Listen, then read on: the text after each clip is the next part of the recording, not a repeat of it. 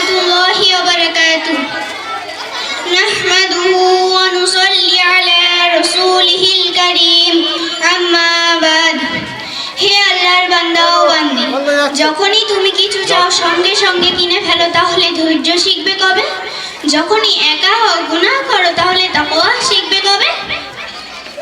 যখনই একা হও গুনাহ করো, তাহলে তাকওয়া শিখবে কবে? যখনই ক্লান্ত হও বিশ্রাম নাও, তাহলে সংগ্রাম বা ধৈর্য ধারণ শিখবে কবে? গুনাহ তোমার জন্য সহজ হয়, তুমি সীমা লঙ্ঘন করো, তাহলে তাওবা শুরু করবে কবে?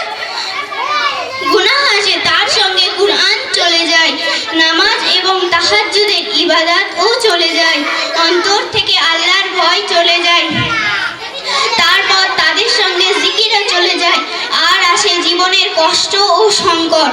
মনে রেখো, হারামের সবচেয়ে কঠিন দিক হলো তার শুরুটি, এরপর তা সহজ মনে হয়, তারপর তা সুস্বাদু লাগে, এরপর তা মধুর লাগে, তারপর তা অভ্যাসে পরিণত হয়। যদি তোমার নফস গুনাহ করতে বলে, তাহলে তার সঙ্গে কোমলভাবে কথা বলো, বলো এটা